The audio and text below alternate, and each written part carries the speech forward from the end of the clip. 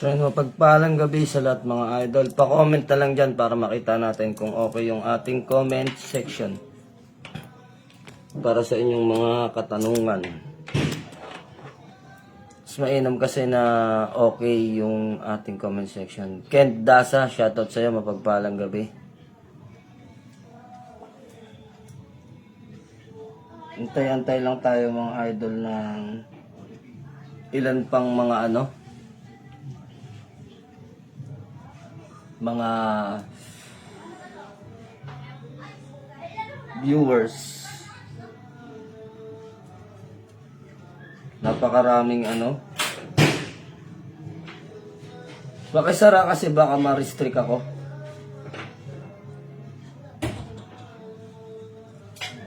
Jeremy Nunez, shoutout sa'yo. Mapagpalang gabi. Yasi Choi, shoutout sa'yo. Merry Christmas. Merry Christmas po sa lahat. Kay Kylie Hunting Mutya, shoutout sa'yo.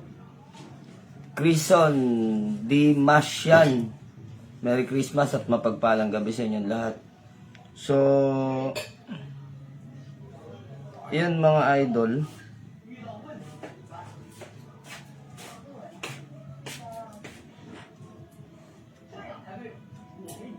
Sa dami ng message ninyo, so hindi ko maano lahat. Hindi ko masagot lahat. Sobrang umulan kasi naghalo yung mga pagbati, mga greetings, mga bumabati sa atin ng Merry Christmas at yung mga tao naman na bumibili sa atin ng mga gamit dahil nga po naka-promo tayo. So halos naubos yung ating promo kasi alam nila na legit na iyan ay may halo o may sangkap natin na tawag na ito, may sangkap siya na kalis at kampana kasi hindi natin dinadaya yan. So yun mga idol, pasuyo naman dun sa mga gusto lang sa mga gusto lang. Kasi merong ibinigay na task sa akin si Meta. So yung task na binigay niya sa akin is medyo madami-dami. So yun sa mga meron lang naman sa pa-support lang po sa sending star. Yung mga gusto lamang po na mag-send ng star, okay lang naman po kung hindi. Ano lang po niya yun.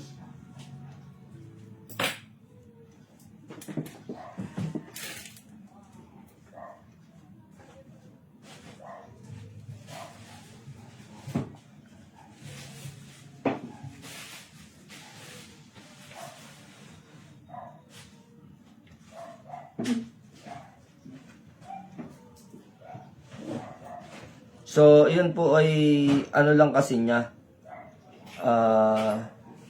Task na ibinigay sa akin. So, sa aking sa aking live.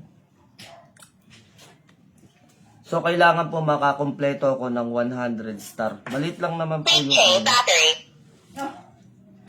nag-ingay naman tong 4, 1, 4, 6, 7, 1. yung radio natin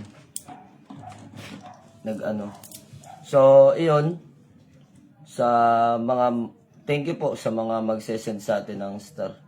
Ayun, Ma'am Karen Arevalo, shoutout sa iyo, mapagpalang gabi. Shoutout po sa inyong lahat yan. Merry Christmas din po, lalo na po kay Kulit. Yun mga idol, pakisuportahan naman po yung kanilang page na J. Arevalo. So mga vlogger po yan ng mga taga Romblon. So isa sa mga kaibigan natin na sa online. So yung mapagpalang gabi. At napakahalaga ng paksa na tatalakayin naman natin ngayon. So dahil nga ang Pasko ay nasabi natin na punong-puno ng pagbibigayan. So yung pagbibigay din ng kaalaman at pagbibigay din ng sa inyo, mga iba't ibang uri ng pag-spiritual. So, napakahalagang talakayin natin ngayon. Kaya, nag-live din po ako. Dahil may mga katanungan po dito. Tumitsempo din po kasi yung iba na kapag, yun, paring Alan Waray, shoutout sa'yo, Merry Christmas. Mapagpalang gabi sa'yo. So, may mga katanungan din kasi ang mga iba dito sa amin na sabi nila, sa pag-spiritual, paano ba pasukin ang mundo ng pag-spiritual? So, ito halos bugbog na to sa kakapaliwanag, sa paulit-ulit natin. Dahil nga po napakarami na ng ating followers. Yun nga pala, thank you nga po pala sa lahat at sa mga bagong followers natin ngayon. Kahit kanina nagulat ako eh. Nag 28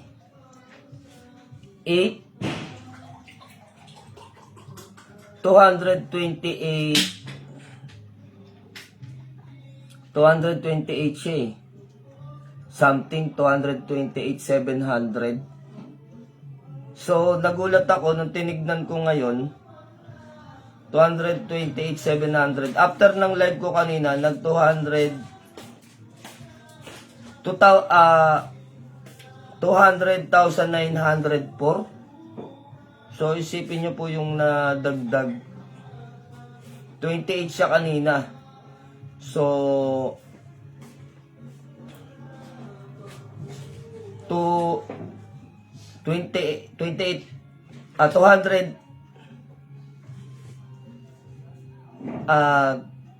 ano ba? Wait lang Tignan ko nga. 287. So, kanina yung last update dito. 287. Ngayon, nag 294 na followers. To going to 300k followers na po tayo. Aaron Ponce. Sana po mapansin. May munting alay lang po. Ano po yun, Ponce? Yung iyong sinasabi dyan. Masasardi, gandang gabi. Boyless Richard, shoutout sa iyo, mapagpalang gabi. So, yun po yung ano natin ngayon. Mahalagang tatalakayin natin kung paano ba sa pagpasok sa spiritual at kung paano ba ang pagpapanatili dito ng ating mga taglay o pag-spiritual. No? So, yun mga idol, ang pag-spiritual, sabi ko nga sa inyo, hindi kasi lahat ng mga nag-spiritual pinapalad. Yung iba kasi makikita natin kasi yung kanilang hangarin. So hindi ko po kayo pinapangunahan mga idol hindi ko kayo pinapangunahan lalo na yung mga bago. So makikita naman natin magmula ng sumikat ang pangalan si Cabenjo, talagang noon pa lang sikat na to eh. Isa sa mga pundasyon at simula Cabenjo, Nick Banayo. At nakita nilang gumanda yung pamumuhay at naging mas maayos yung pamumuhay nila sa spiritual. So sabihin na natin na si Cabenjo, hindi naman ganun si Cabenjo kayaman eh. No, hindi ganun kayaman si Cabenjo. Maari pa si paring Nick Banayo. Talagang nakikita natin yumaman, umasenso. Pero kung iyon ang titignan natin sa spiritual na akala natin ang pagpasok sa mundo ng spiritual ay isang uri ng pagyaman. So, sa akin, kung akong tatanungin ninyo, siguro hindi rin naman ako nahuhuli sa kalagayan nilang dalawa. No, kung makikita naman natin. Sa akin, hindi ko pinaganda actually yung bahay ko na magmumukhang condo unit, ganun na kwarto ko, ganun talaga. So, siguro hindi nyo pa nakikita ang kwarto natin. So, ang kwarto natin, talagang makikita ninyo na may karangyaan din. Kasi, unang-una, style, ang dami nagsasabi style condominium type, tapos Japanese concept yung ginawa ko dito. Dahil yun nga po, sinabi ko nga sa inyo, si Papa kasi, hapon talaga si Papa. Then, yun din yung inaano ko dun. Kumbaga, yung kultura ng tatay ko. So, gusto ko ring ma-experience, maranasan kung paano ba yung ambience mo. Makikita mo na pagising sa umaga na para kang nasa Japan din. So, iyon. Ganun, hanggang kwarto lang. Pero sa kapaligiran, makikita natin na masagana din naman at mag-isa pamumuhay namin. Ganun pagka nasa spiritual ka. Kasi unang-una, hindi ka pababayaan ng Diyos. Yun po yung larangan ng spiritual. Pero, kung ang tanging hangarin natin, maabot natin yung karangyaan sa buhay na tinatamasa ng ibang mga manggagamot. Sa akin, pwede pa nga kayong magtaka eh. Kasi, yung sa akin nakakapagtaka talaga. Maraming nagsasabi talaga, totoo ba talagang hindi nagpapabayad sa gamutan si Commander Leon? Ang sasagot po niyan, katanungan na yan ay yung mga pasyente po natin. Kung talaga nagpapabayad ba kami sa gamutan, hindi pa pwede kasing buka lang ng bibig ko na hindi kami nagpapabayad. Ang mga pasyente natin mismo ang magsasabi kung talagang may bayad ba kami o wala. Ano? So, ayun sa mga hindi ko na shoutout, wag po kayo magtampo ha kasi natatabunan po tayo. Napakarami po ng message.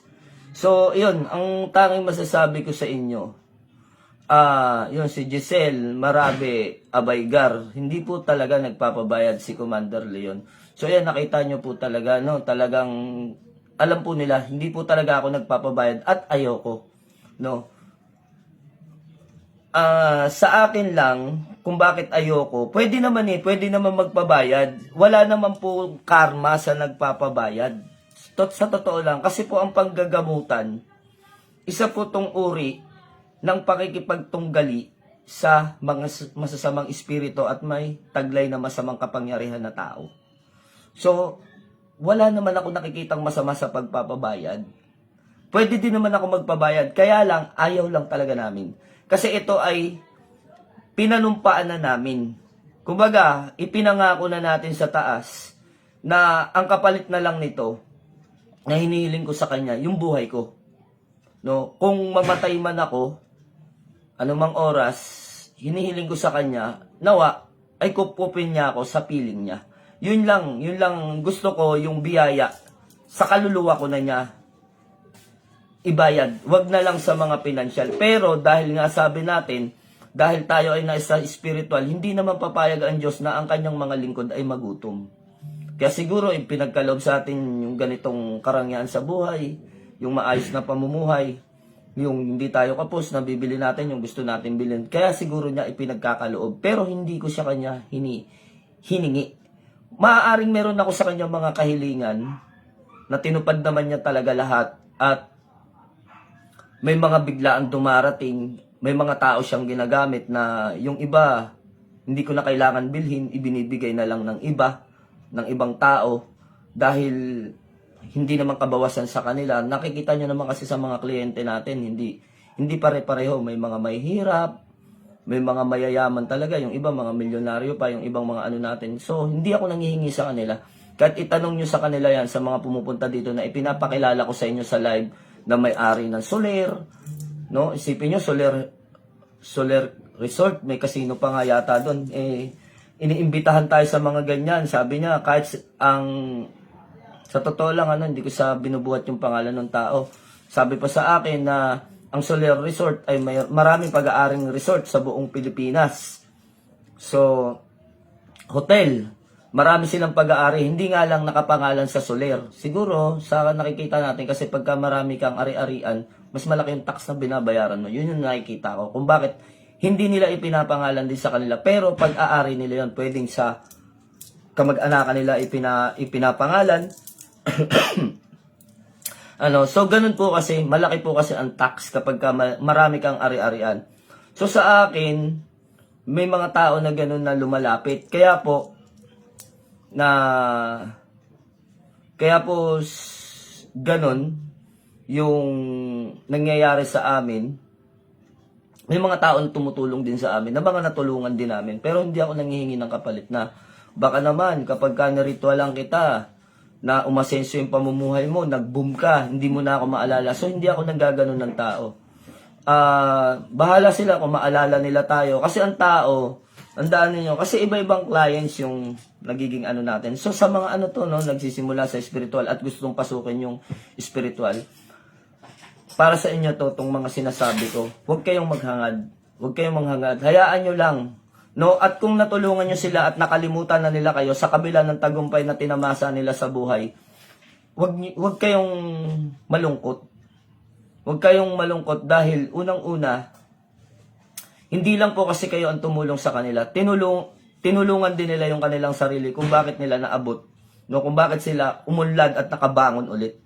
Hindi lang po ang ritual ang tumutulong sa kanila. Gaya ng sinasabi ko sa mga kliyente, hindi lang ritual ang dapat nyong asahan, kundi ang inyong sarili. Kasi unang-unang tutulong sa inyo, inyong mga sarili.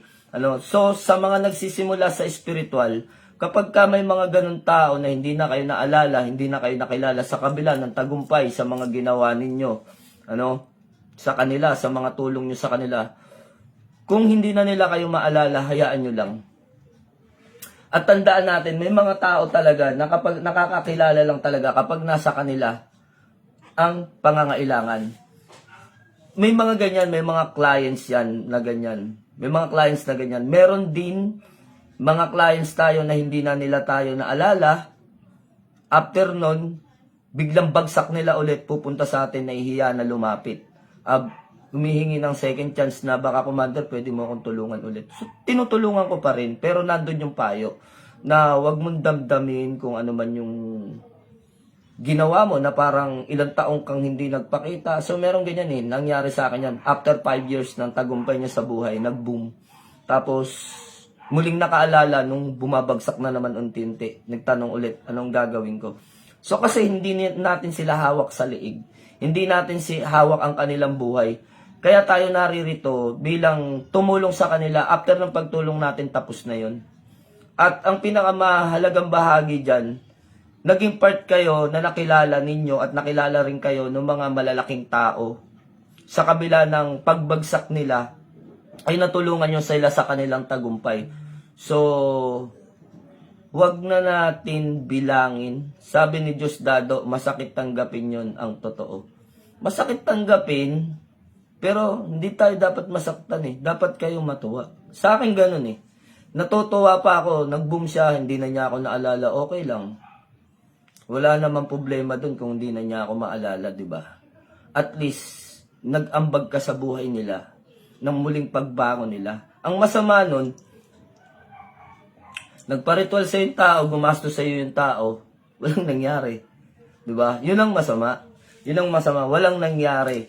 Kasi sa akin mga idol, hindi kasi kapag ako nagre-ritual sa isang tao, pagdating diyan sa mga nagpapaalaga sa akin, meron akong mga tinatawag na plan. Meron plan A, plan B, plan C, at meron akong mga ibinibigay sa kanila na mga payo na huwag dapat nilang gagawin. Then, ayun, awa ng Diyos, natutulungan ko naman. Pero hindi yun 100%. Hindi lahat ng lumapit sa akin 100% tagumpay na natulungan ko.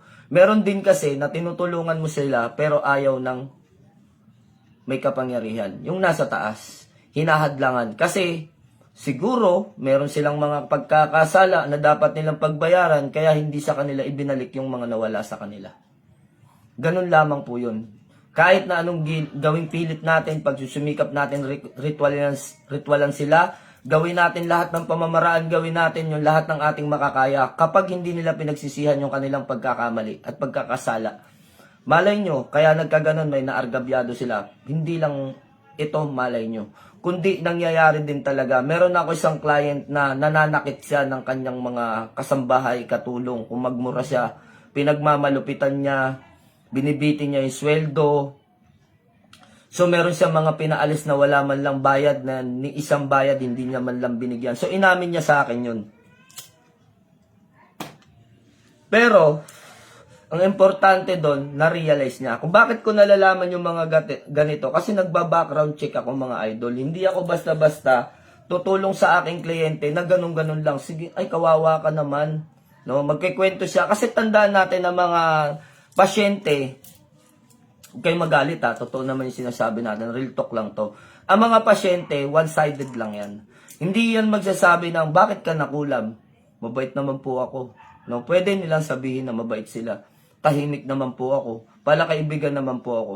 Pwede nilang sabihin yun. Hindi naman nila sasabihin na may naargabyado silang tao eh. Kayo ba sa inyong sarili? Dinungisan nyo ba ang inyong sarili sa inyong kwento? Sinira nyo ba ang inyong sarili sa ibang tao? Inamin nyo ba yung baho at pagkakamali na nakatago sa atin? Lahat tayo meron nun. Pero hindi natin sinasabi. 'Di ba? Ang tanging nakakaalam lang nun, yung mata na tinatawag. No? So walang maitatago doon. Alam nyo na kung sino yung mata na tinutukoy ko na yon. So doon sa mga pagkakataon na yon, maaring meron silang hindi sinasabi kaya hindi natin sila matulungan. Dahil ayaw nilang tulungan yung kanilang sarili. Unang-una, pag-amin sa pagkakasala. Pag inamin nila yung pagkakasala nila, hindi ibig sabihin nangungumpisal sila sa atin. Ibig sabihin lang nun, tinatanggap nila yung kanilang kamalian at handa na silang at handa na silang talikuran yon. Hindi pagbayaran. Kasi pinagbabayaran na nila eh. Kaya nga sila naghirap, kaya nga sila tinamaan ng karma na tinatawag natin. No? Kaya sila nasadlak sa ganong uri ng kalagayan. So, tinamaan na sila nun. Then, yun na yung pagbabayad. So, handa na nilang talikuran. Kaya sila nagsabi, no? Handa na nilang aminin at talikuran yung pagkakasala na yun. So, yun. Yun yung mga pamamaraan kung bakit hindi rin natutulungan yung ibang mga kliyente natin. Then, sa mga nagsisimula sa spiritual, kaya ako sinasabi sa inyo to, dahil masasagupa at mai-encounter nyo to. No, hindi ko sinasabing napakagaling ko. Based on my experience sa spiritual at sa panggagamutan sa mga iba't ibang taong nakakaharap natin, politiko, ano man yan, mababang antas man yan na nasa lipunan, pinakamahirap man yan, o pinakamataas sa lipunan, na-encounter natin yan. Then yung iba't ibang problema na yon, na pag-aaralan ko, na-analyze ko yun eh. Si ganito, katulad ng problema na ito. At tandaan natin, sa mga client na lalapit sa akin, magmula nang ilabas ko yung video, marami nang gustong magpa-vanishing at magpaalaga. Isa lang ang tatandaan ninyo. Sa lahat ng mga nagsabi sa akin kanina na gustong magpaalaga, tandaan po natin, ang kausap po ninyo ay ritualist na manggagamot at ako po ay bumabasa din. Kaya meron kayong hindi maitatago sa akin, lalo na kapag nagbuklat ako ng cards. Kaya kong silipin yung itinatago ninyo o inililihim ninyo. Kasi kung pag ginawa po ninyo, hindi ko kayo matutulungan doon. Hindi ko kayo matutulungan doon kung itatago ninyo sa akin yan. Mas maganda pa na magsabi kayo ng totoo at alam namin na manggagamot kung paano kami magsisimula, kung paano kayo tutulungan. Tandaan ninyo, ang katotohanan ang magpapalaya sa inyo sa tanikala ng gapos ng sumpa sa inyong katauhan. Hindi po ang kasinungalingan. Mas pinabibigat ninyo at pinalalakas ninyo ang kapangyarihan ng may gawa sa inyo kapag nagsinungaling kayo sa isang manggagamot o hindi nyo inamin yung inyong pagkakamali. Aminin man natin o hindi, real talk nung sasabihin ko sa inyo, hindi lahat ng nakukulam ay biktima. Yung iba, nagpapaawa para tulungan natin sila. Pero hindi naman kailangan nakaawaan mo sila. Huwag mong ipapakita sa inyong mga pasyente, tandaan ninyo to ha, huwag ninyong papakita sa inyong mga pasyente sa kanilang kalagayan kayo ay naaawa at huwag niyong babanggitin yung salitang nakakaawa ka naman. Unang-una, binabaunan ninyo sila sa kanilang emosyonal, mentalidad, emosyonal, at sa kanilang isipan, inilalagay nyo sa kanilang mindset yung salitang nakakaawa sila. Tandaan ninyo, mahirap mag-recover ang pasyenteng naaawa sa kanyang sarili. Tandaan nyo po yan. Bilang isang manggagamot, no, na nasa espiritual, katulad din kayo ng mga doktor. Iba nga lang ang pamamaraan natin. Iba't iba ang pamamaraan natin. Ang doktor, iba't iba rin. Kaya nga po meron dyan mga tinatawag na doktor sa mata, doktor sa puso, doktor sa baga. Katulad din natin yan. Iba't iba ang mga pamamaraan natin. No, sa akin, kung kanino nanggaling to, yun na yun. Sa inyo, kung kanino nanggaling yan, yun na yun.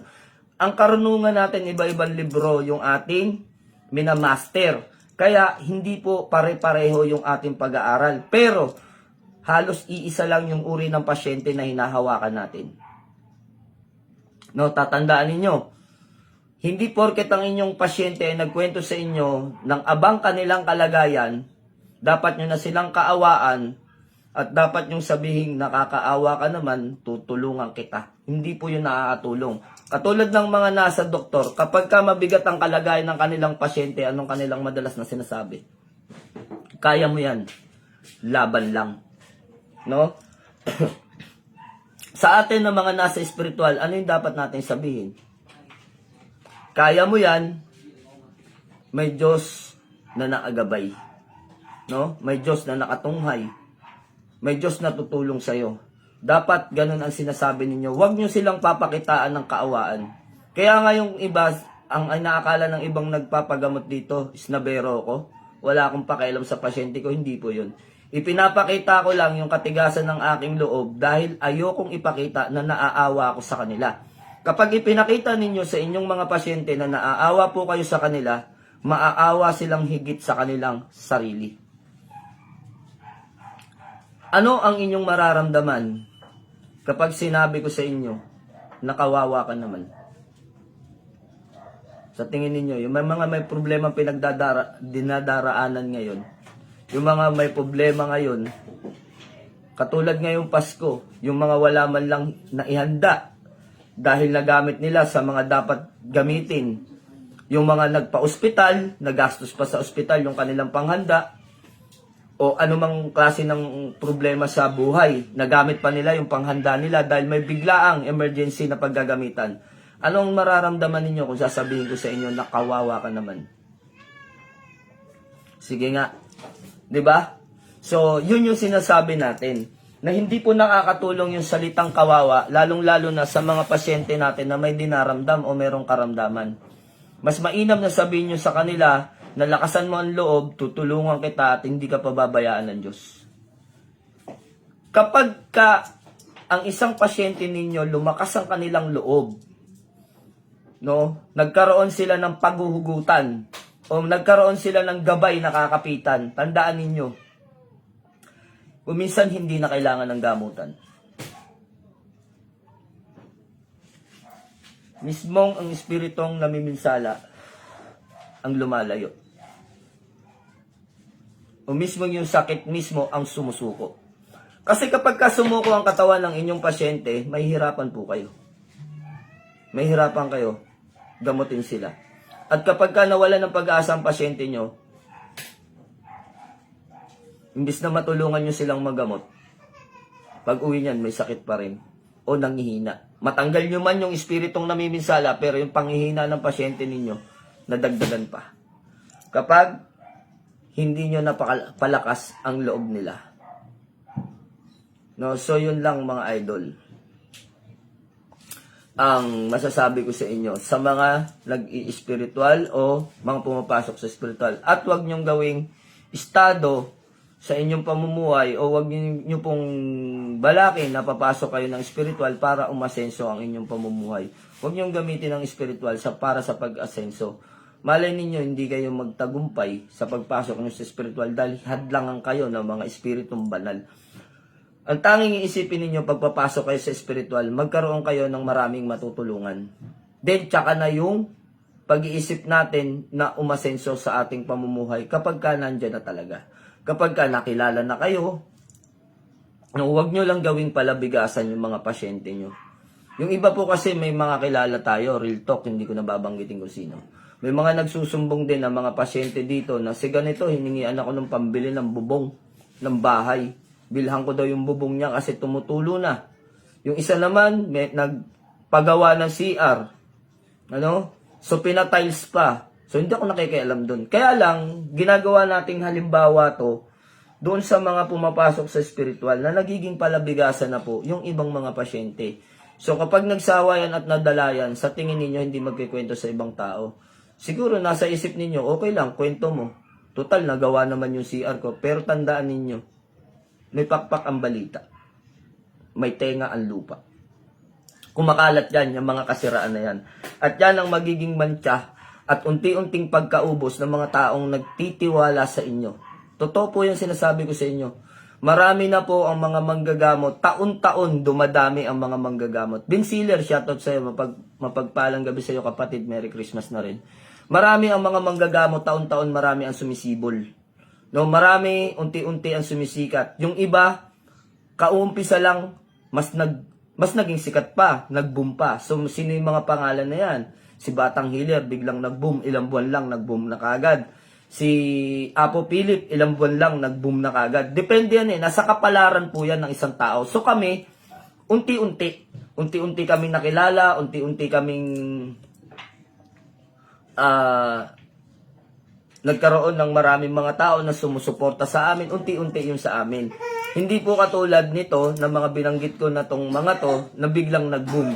Yung iba naman, nag-boom nga yung pangalan, ang dami namang galit. Paano? Ang ginagawa nila, ginagawa nilang stepping stone yung ibang mga manggagamot, aawayin nila, hamunin nila, then akala nila kapag napag-usapan yung pangalan nila, sikat sila. Oo, sikat kayo. Pero saan? Sa pagtitiwala ba ng tao o dahil sa pangbabash sa inyo? Ingatan nyo yan. Ingatan yung gawin yan. Totoo yan, Commander. May mata, may pakpak. So, yun yung sinasabi natin, mga idol. Bilang nasa spiritual, parang namatandang kapatid nyo nasa spiritual, ang tanging masasabi ko lang sa inyo, huwag nyong gawing stepping stone ng ibang mga manggagamot. Lalo na yung paghahamon ninyo sa social media para makilala kayo, sumikat kayo, gamitin ninyo yung pangalan ng ibang manggagamot. Hindi po yun. Hindi po yun ang magiging daan o way para sumikat kayo. Pwedeng sumikat kayo, pero nang dahil sa mga maraming taong nagagalit sa inyo. Kasi unang-una, ang isang manggagamot na inaaway mo, may mga followers yung mga yan. May mga nagtitiwala dyan. May mga natulungan yan. Lahat ng uri ng manggagamot. Hindi lang po ako, hindi si Nick, hindi si paring Benjo, no, o si Kabenjo. Hindi yung mga yan. Yung mga binabanggit kong pangalan, hindi lang yung mga yan ang tinutukoy ko. Lahat ng uri ng manggagamot na nasa spiritual na nakilala ninyo at mga sikat man o hindi. May mga taong naniniwala at nagtitiwala dyan. At doon nabubuo yung pagiging mabuting magkaibigan. Kaya, pag inaway nyo yan, unang-unang magiging kaaway ninyo dyan, yung manggagamot, ikalawa yung mga taong naniniwala at nagtitiwala dyan. Kung sasabihin ninyo sa akin, wala akong pakialam, Commander, basta sumikat lang ako. Ikaw, nasa sayo yan. Sumikat ka dahil sa mga taong maraming galit sa'yo. Hindi ka sumisikat dahil sa dami ng gawa at natulungan mong tao. So, mamimili kayo. Saan nyo gustong sumikat? Yung biglang pagsikat na maraming galit? O yung unti-unti kayong sumisikat na maraming sumusuporta at marami kayong nagiging kaibigan? Ganun po yun. Nasa paghihintay, nasa mahinahon, nasa tamang panahon at pagkakataon. Ganun po ang pagsikat. So hindi po yan nakatulad na sa takilya. Pag aartista, pagpasok mo, pumatok kagad yung takilya. Akala natin ganun. Di sana nag-artista na lang po kayo. Hindi na lang po kayo pumasok sa mundo ng spiritual kung pagpapasikat lang naman ang hangarin ninyo. Ang pinakamagandang hangarin sa spiritual, yung marami kayong matulungan. So, yun ang pinaka-importante. Sabi ni Moises, lahat ng manggagamot ay naniniwala ako. So, yun naman talaga. Lahat ng mga manggagamot dapat naman nating paniwalaan at kaibiganin yung mga yan. Kaya lang, kung minsan meron nagiging sumusobra na. Pag madami daw basher, madami daw pera. Hindi naman totoo yun. Sa mundo ng spiritual, pag marami kang basher, maraming pera. Tingin ninyo. No, sa akin nga halos kakaunti lang ang basher natin, mangilan-ngilan, yung iba, fake account pa. Pero sa tingin ninyo, sa laki ng views ko, laki ba ng kinikita ko? Diyos ko po, minsan nga pending pa totoo, kasi totoo yan mga idol. Kahit na malaki ang views ko, minsan pending pa yung bayad sa akin ni Meta. Totoo, sa totoo lang ang sinasabi ko. Ang kumikita lang talaga ako sa YouTube. Kahit konti lang ang views ko sa YouTube, basta hindi nyo po in-skip yung AdSense, okay yung kita doon. Kita nyo kanina, naka $152 po ako. $152, so malaking tulong na sa amin yun. So 8K na yun in monthly. Masaya na po ako doon, kontento na ako doon. Panggasolina ko man lang, okay na. No? So, kaya nga po hindi ko na po hinahangad yung kita sa Facebook, kaya madalang na rin akong magpo-post. Mas gusto ko live na lang. Sa live wala naman pong tama Ay wala naman pong kita. Akala nyo kumikita kami sa live? Hindi po. Kumikita kami sa laki ng views? Hindi rin. Hindi rin mga idol, sa totoo lang. Kung minsan sabihin na natin na 2K in 1 month. Pero yung 2K na yon hindi kagad maibibigay sa iyo yon. Mga lods. Kasi kailangan mong buuin yung $100 sa loob ng isang buwan. So ngayon, kapag hindi ka naka $100, pending yan. Kaya akala nyo ba sa pagpasok ng pagbablog ay napakadali? Oo, madaling mag-isip ng concept. madaling mag-isip ng content. Pero ang tanong, tinatangkilik po ba kaagad ng tao? Lalong-lalo na sa atin na mga nasa spiritual. Bihira yung mga tao na naniniwala sa atin. Kaya nga nag-iipon tayo eh. Yun yung sinasabi ko sa inyo, nag-iipon po tayo ng pundasyon, nag-iipon tayo ng kakilala, nag-iipon tayo ng tiwala. Hindi tayo dapat mag-ipon ng pagpapasikat. So dapat, vlogger ka na lang, content creator ka na lang. Baka kung ano-ano naiisip mo na klase ng sabi natin, kabalbalan man yan, o joke man yan, o prank man yan, baka sumikat ka pa. Pero dito po, sa pag-spiritual, walang prank, walang joke. At tandaan ninyo, may isa pa na humahamon sa amin after nun, nung kay Divine Master, naayos na yun, naging okay na yun. So, wala na naging problema.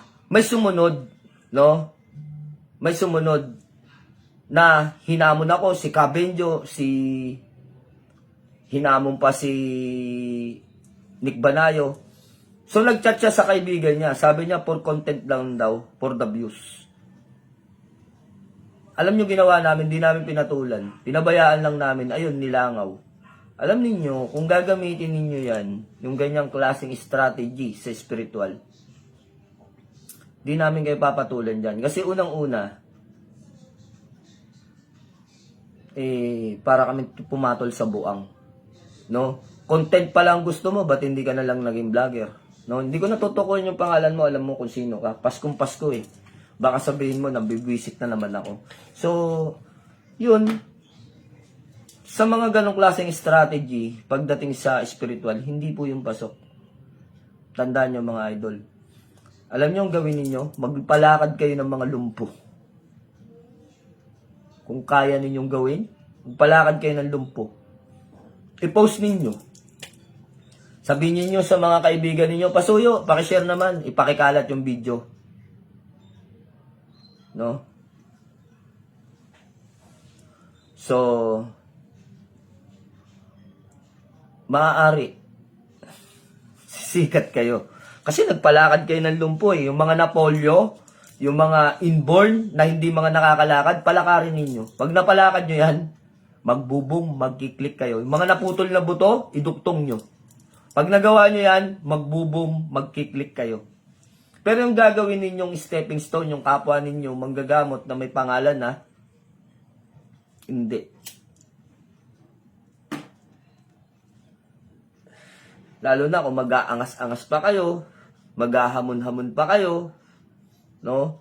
Hindi kayo sisikat dyan. Kasi, paano kung matagpuan kayo ng mga tao na yon, ng mga hinamon ninyo, mainit yung ulo. Nagkita kayo ng personal.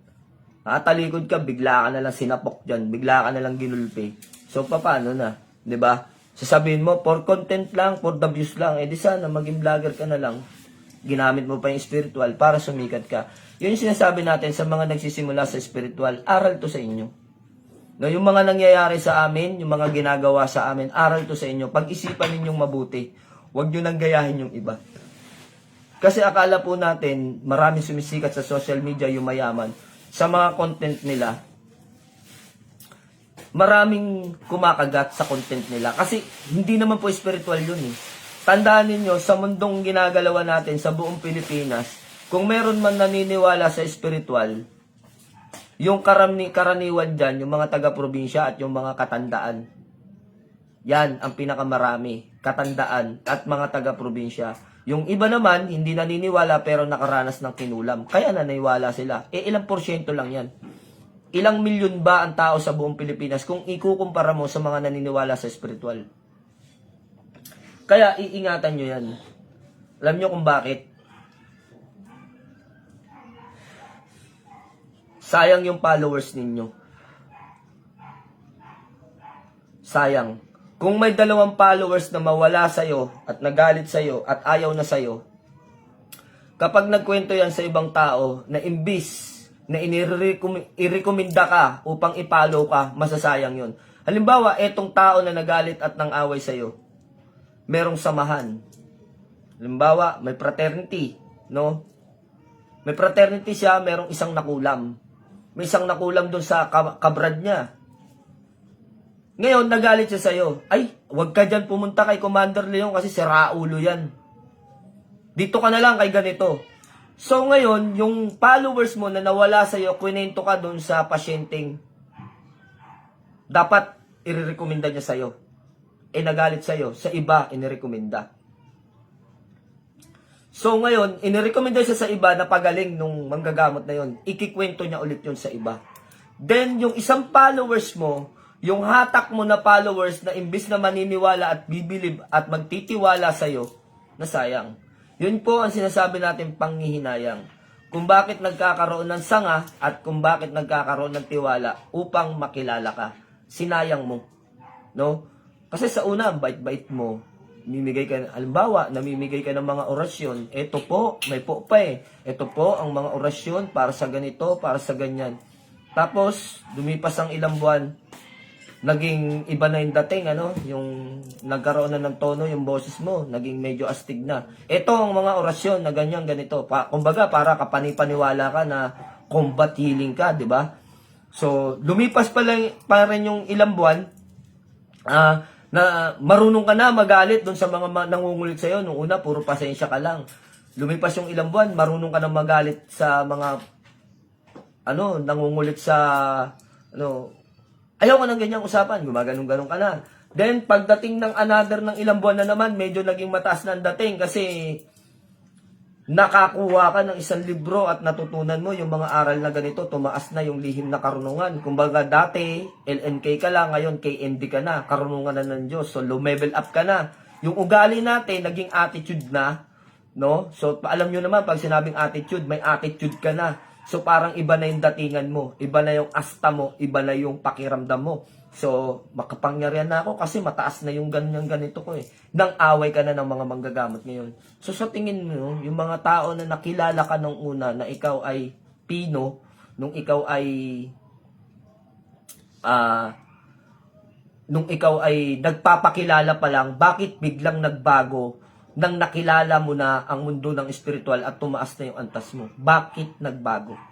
So, yun yung mga way, yun yung mga daan na sinasabi ko lang sa inyo, tips ko lang sa inyo, na kung paano ka nakilala ng tao, yung kadapat hanggang sa huli, hanggang dulo. Hindi dapat magbago yun. Kasi kapag nagbago yun, para lang tayong unyango, sa tingin ng ibang tao na nagbabalat kayo, tandaan ninyo, ang inyong follower ay hindi ninyo hawak sa liig. Pwedeng umalis ka anumang oras, pwedeng magbago ang ugali at pananaw nila sa inyo, pwedeng ayawan nila kayo o magsawa sila sa iyo dahil may pagbabago ka. So, ang pinaka-tip sa inyo, mahalin ninyo ang bawat isa sa mga followers ninyo. Kung nagkukulang man kayo sa dami ng followers ninyo, pero bigyan nyo pa rin ng oras at pagkakataon, lalo na yung mga katanungan nila na masagot ninyo. Kung hindi nyo pwedeng sagutin, tapatin nyo sila. No? Mataas na klase ng aral yan, Brad, hindi ko pwedeng i-share. Kasi, yun ang pamilin sa lihim na karunungan. Baka sa iba, ibigay sa'yo. Kasi unang-una, nakalagay dun sa aklat na yon, hindi pwedeng sabihin dahil ito ay pagkakasala. So, ayoko magkasala, hindi ibig sabihin na kaya ayokong ibigay ito sa'yo, dahil ipinagdadamot ko. Ibig sabihin lang, sinusunod ko lang yung alituntunin at pamilin ng libro. So, ganun, yung tamang explanation dun. So ngayon, sa mga nagnanais naman na pasukin ang mundo ng espiritual, pwede naman kayong pasukin ang mundo ng espiritual, lalo na kung ang inyong hangad lang naman ay mabigyan ng proteksyon ng inyong sarili at ang inyong pamilya. Hindi porket nag-aaral kayo ng Latin, hindi porket nag-aaral kayo ng mga orasyon, hindi ibig sabihin nun, magiging manggagamot na kayo ng sambayan ng Pilipino. Yung iba na mga nanggagamot ay gusto lang matulungan ng kanilang pamilya. Gusto lang nilang matulungan ng kanilang sarili. Pwede naman yun.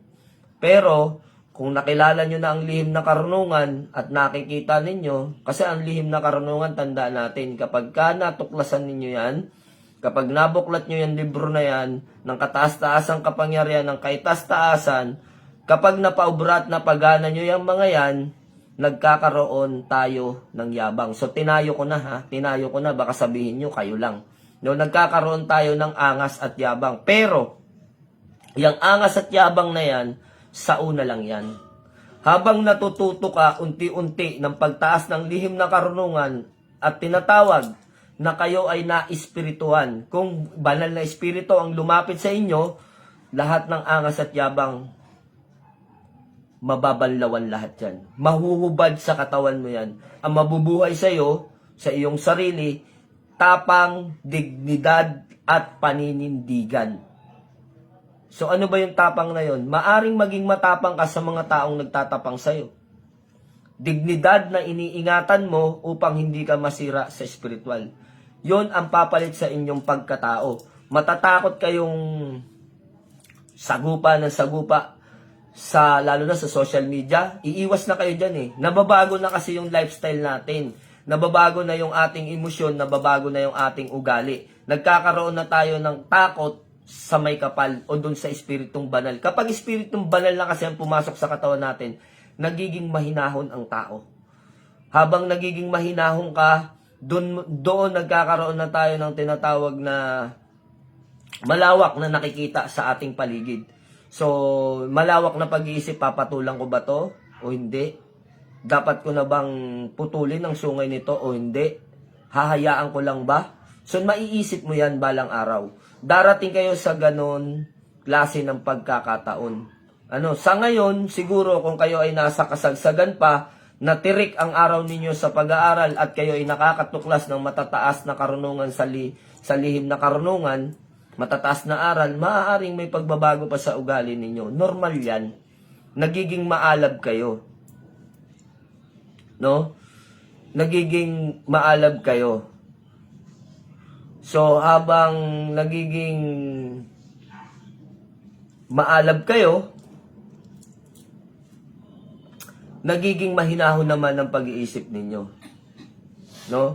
So, nagiging mahinahon yung pag-iisip. Habang nagiging mahinahon yung pag-iisip ninyo, nagiging malawak naman ang nakikita ninyo. So, ayun, nagkakaroon na kayo ng kasama dyan yung, kumbaga, nabubuhay ng emosyon ninyo. Kasi yun nga tinatawag natin na espirituhan, na pumasok ng espiritong banal sa inyo, hindi lang yung aral. Ang aral kasi, nakakapagpatapang ng isang tao yan. So habang tumatapang kayo, halimbawa, bakit nangyayari yan? Katulad sa pag-aanting-anting pag nakapagpaubra ka, parang nawawalan ka na ng takot sa bala. Ay, di naman ako tatablan yan eh. Sa una lang yun, no? Sa una, gano'n na maiisip mo, sige, sagupa. Away kung away. Di naman sa akin tatalab yung bala mo eh. Pero, habang tumatagal na nagkakaisip ka, doon mo maiisip, hindi pala ako mag-aanting-anting para ipagyabang. Hindi pala ako nag-aanting-anting para sagupain yung lahat ng umaaway sa akin. Doon mo maiisip na hindi ka duwagan yung pananahimik.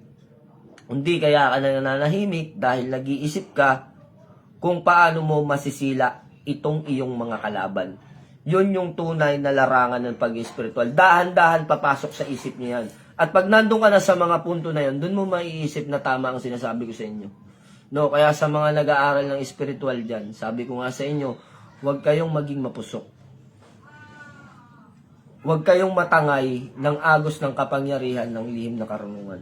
Kapag natangay kayo niyan, kapag dinamit nyo sa inyong sarili ang yabang, baka sa susunod may jacket pa ulit kayo ng kayabangan. Hanggang sa maging balabal at balutin nyo na kasama ang kayabangan. Magiging isa sa pamuhay nyo na. Then kapag ganong klaseng tao kayo, sino pa yung maniniwala sa inyo? Diba? So, kapag nandun na tayo sa punto na naabot nyo na yung dapat maabot at malaman yung dapat malaman, matuklasan yung dapat tuklasin. Kapag nandun na yun, doon na mababago ang pag-uugali o attitude ninyo. Magiging mahinahon din kayo balang araw. Sa mga nag-spiritual, totoo yan sinasabi ko sa inyo, ganyan din ako noon. Makulit din ako noon. Kaya nga ako tinawag na bunsong kirubin noong mga panahon pa namin noon. Dahil ang kirubin ay pasaway talaga. Kaya binansagan akong bunsong kirubin. So, ayun, hinubad ko yung ganong klaseng pangalan kasi unang-una, yung tinatawag ako na Roel Bunsong Kirubin noon sa mga lumang account ko pa. Hanggang sa Quiapo, hanggang sa Banahaw, yan ang tawag sa akin. Sa Banahaw, nagsimula ako sa tinawag na pangalang Ninyong Gala. Then napalitan nung ako'y magbinatilyo na ng Roel Bunsong Kirubin dahil nga napakakulit ko noon. So ngayon hinubad ko yung ganong pangalan. Iniba ko yung pangalan ko, ginawa kong Commander Leon. Dahil nandun na ako sa punto na handa na akong mamuno sa isang samahan at magseryoso na. No, so pero nung panahon ko noon, inaaway mo ako sa media, sige, away tayo. Minumura mo ako sa media, sige, murahan tayo. No, inahamon mo ako, sige, sa personal tayo. So ganun pa ako dati. So ngayon, habang tayo ay natututo dun sa mga taong nakakasalamuha at mga taong nanggugulo sa atin, nagkakaroon tayo ng aral. Nadadala natin yun. So, sa inyo, kung mga nagsisimulan pa lang kayo at maalab, at sa tingin ninyo, matapang ang inyong kalooban, no? Darating ang panahon, magiging mahinahon din kayo. At yun ang antayin ninyo. Kapag ka naging mahinahon na kayo, wag na kayong bumalik sa dati. Kasi ang katapangan ang magpapahamak din sa atin balang araw. No? So, iyon. At doon naman, excuse, sa mga nagtatanong sa akin kanina, kung paano ba ang tamang pagtatahas. So, ano po ba yung tinatawag na pagtatahas? Mardalas nating naririnig yan. Minsan, meron ako nakikita sa mga GC, i-add ako. Tol, nawala ka kagabi saan ka galing? Nagtahas ako. Pumunta ako sa bundok. So, anong ginawa mo sa bundok? Kinalaban ko yung mga engkanto. Ano sa inyo dyan? So, meron naman pagka, nababasa ko lang sa mga GC pag ina-add ako. Meron naman nagsasabi, nagtahas ako kasi ganito, ganyan yung ginawa ko. Ako ay nagpalakas ng mga medalyon, nagtahas ako. So alam nyo, ang daling sabihin yung salitang pagtatahas. Sa larangan ng espiritual, ano po ba ang ibig sabihin talaga ng salitang pagtatahas? Ang salitang pagtatahas, mga lods, chinarge ko yung cellphone ko, hindi ko naman pala sinaksak yung pasaway.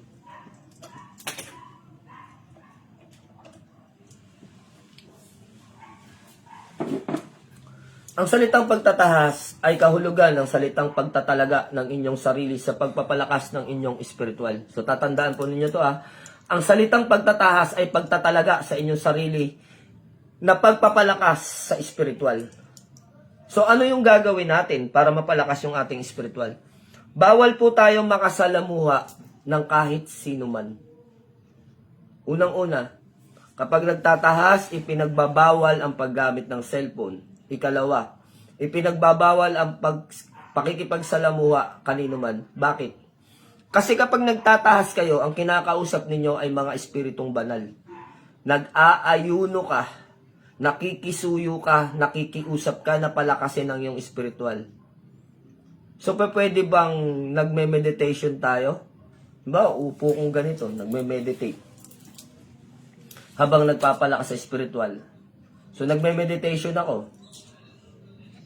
Then, may nag-chat, tumunog yung cellphone ko. Didilat ako, tapos titignan ko. Pwede ba yun? Hindi po yun. Unang-una, pag nagtataas tayo, ang mga matatanda pa paano magtahas? Ang mga matatanda, nagtataas sila is 1 month, 1 week, ganun. So ngayon, meron mga nagtatahas na hindi mo sila masisisi kung bakit nagtataas lamang ng 3 days. Kasi unang-una, sa pagtataas natin, maraming mawawala. Hindi tayo makapagtrabaho. Hindi naman natin pwedeng sabihin sa ating mga kasambahay na iniwan. Halimbawa tayo yung naghahanap buhay bilang isang lalaki. No, sabi natin, magtataas ako sa bundok tapos nagtahas ka. Ngayon, naka-receive ka ng message. Wala nang bigas. Ay, wag muna kayong magutom. Nagtataas ako Hindi naman pwedeng ganun, di ba? Kaya nga po, sinasabi natin, kapag nagtataas ang isang tao, inihahanda yung kanyang sarili, maging ang kanyang mga iiwanan. So, bago tayo magtataas, kailangan wala ang problemang darating. Siguro expected na lang natin kung emergency mga problema. Mauudlot yung ating pagtatahas. Halimbawa, may nadisgrasya na kailangan mo talagang umuwi dahil siya ay kailangan dalhin sa ospital. No? So, yun yung mga hadlang. So, kapag kayo ay nagtataas, maraming hadlang ang pumapasok. Kaya nga po sinasabi natin, sa ating pagtatahas, mga idol, hinahadlangan kayo ng mga masasamang espiritu. Andyan yung nagtatahas ka, binabanggit mo yung pangalan, nagbabanggit ka ng mantra habang nakaupo ka, nagtatahas ka, di ba? Nagme-meditate ka. Hindi lang naman ganyan eh. O nananalangin ka. No? Kasama kasi sa ang meditation, kasama po yan sa salitang pagtatahas. Yung pagpasok mo sa tahimik na lugar kagaya ng kabundukan o kagubatan na nag-iisa ka lang. O kahit na may kasama ka, magkakalayo kayo. Nananalangin ka ng taimtim. Tinatawag mo yung mga espiritong banal na basbasan kanila. Tinatawag mo yung mga espiritu na nandun sa kagubatan, mabubuting espiritu na palakasin ka, basbasan kanila ng kaawaan at bigyan kanila ng basbas ng espiritual upang mas lalong lumakas ka. Habang nagpapalakas ka, lumalakas yung pagsubok ng dyablo. Alam niyo kung bakit? Kaya lumalakas ang pagsubok ng isang dyablo sa isang taong nagtatahas dahil ikaw ang magiging malaking hadlang sa kanilang mga nais gawin.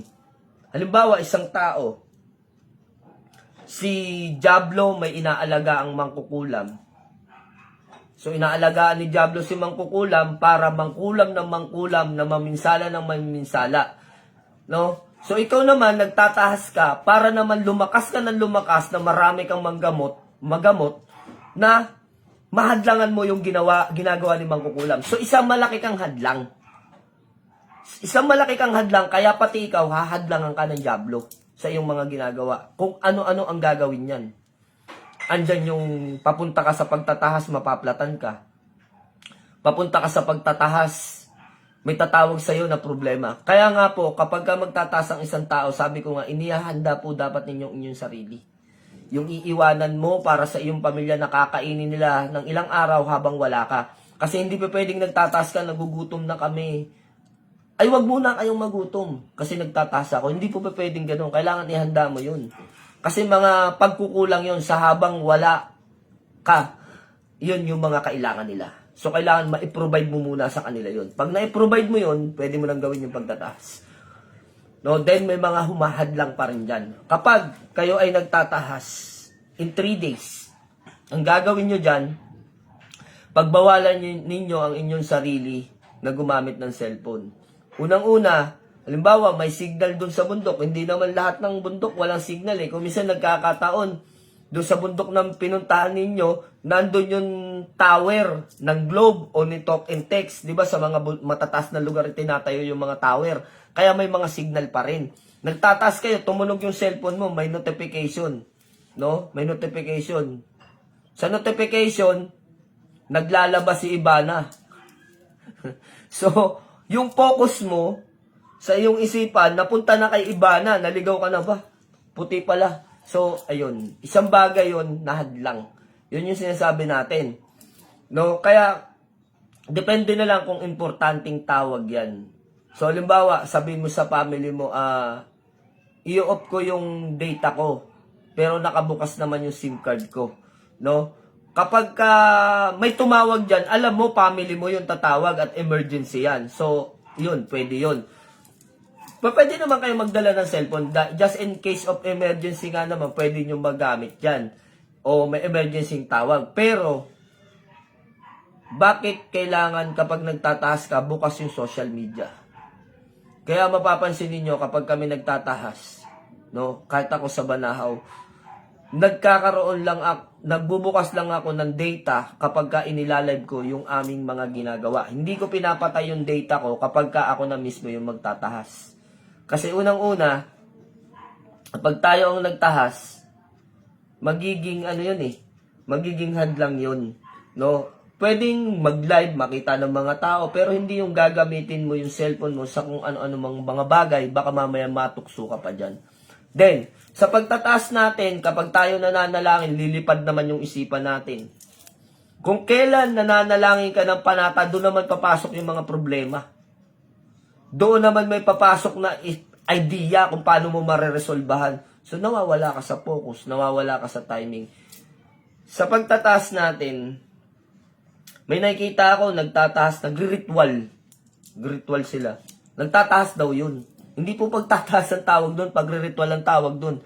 Meron nga ako nakita, nagpaapoy lang eh. Nilagay yung mga nilagay yung mga kahoy, tapos nagliyab ng apoy, nagpaliyab ng apoy, tapos nagritual-ritual, nagbulong-bulong, binabasbasan yung apoy. Nagtataas daw po siya. Pinost yun. No? So, nagugulo yung isipan ng ibang mga tao. Yung pala yung pagtataas. So, hindi yun. Ang pagtataas po talaga, nananalangin ka ng taimtim. Mula umaga hanggang gabi. No? Bukod sa ibang gagawin mo, meditation, no? Yung paglalakad ng nakatapak, yung kakausapin mo yung kalikasan, yun po yung pagtataas. No? Para kang nabubuhay na katulad ng isang ermitanyo. Yun po ang tinatawag na pagtataas.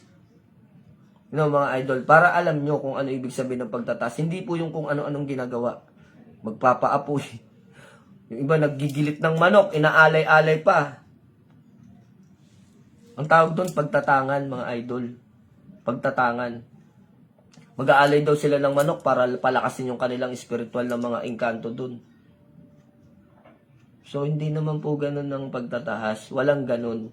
Ang tawag doon, pagtatangan.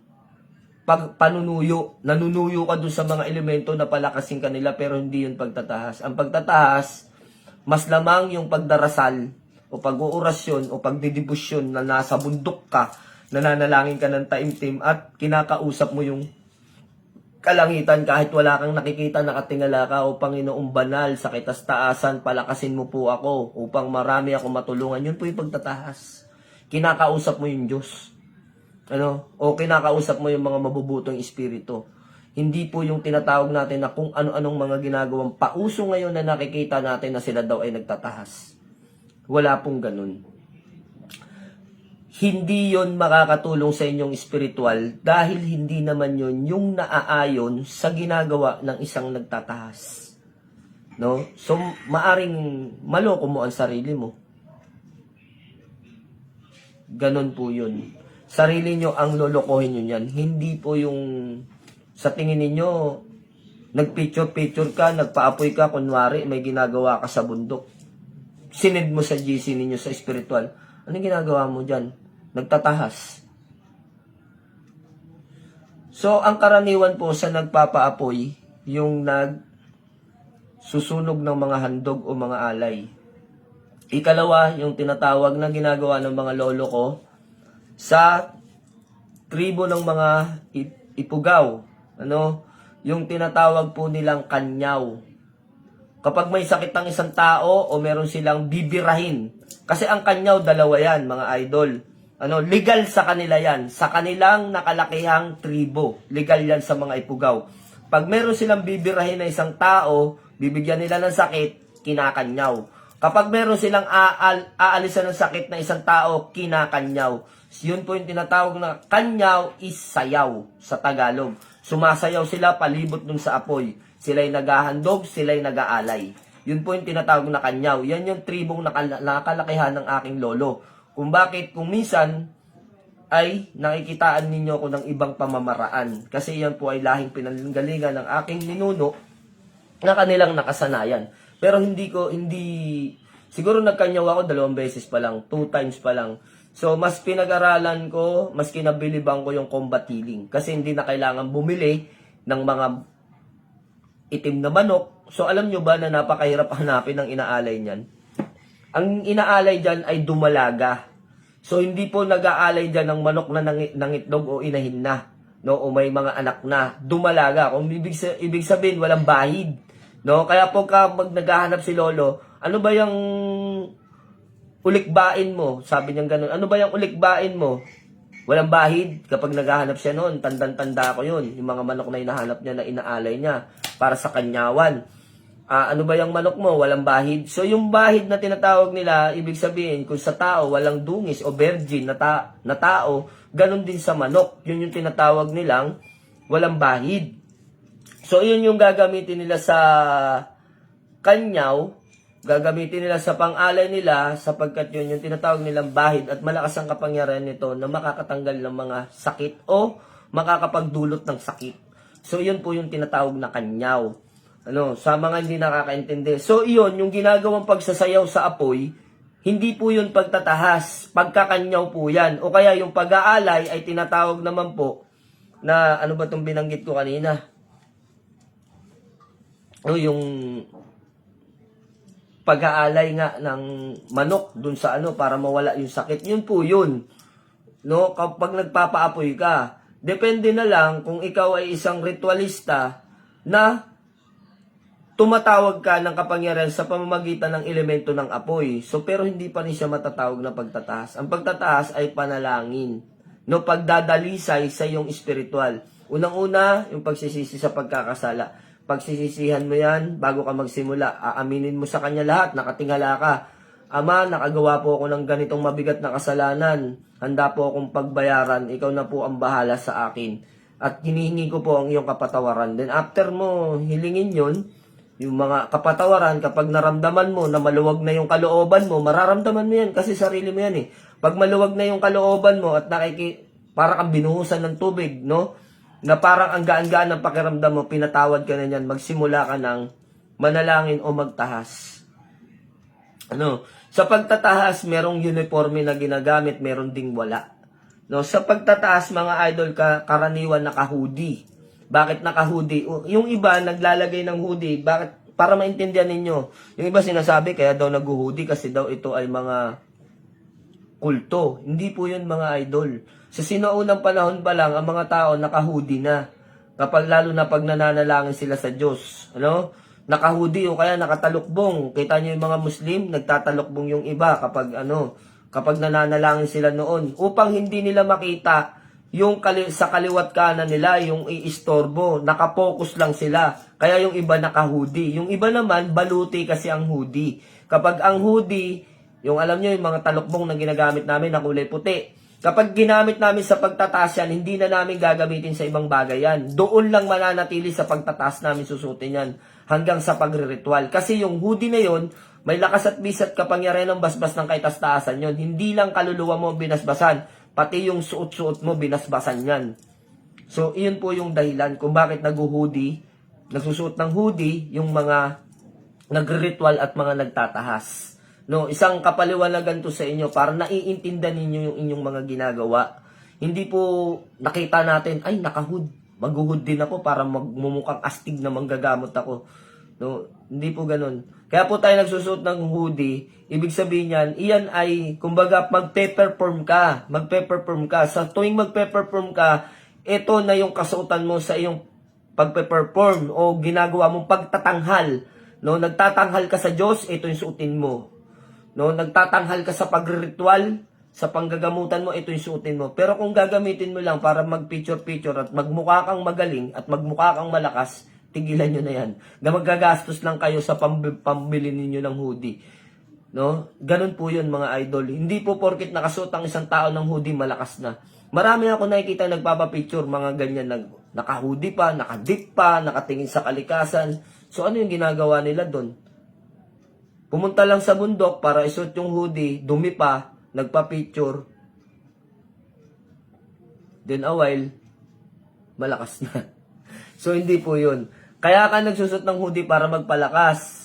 Magpalakas ng iyong spiritual. Hindi po para magmukha tayong malakas sa mata ng ibang tao. Hanggat maaari nga ang hoodie, hindi dapat ipinapakita yan na suot-suot mo.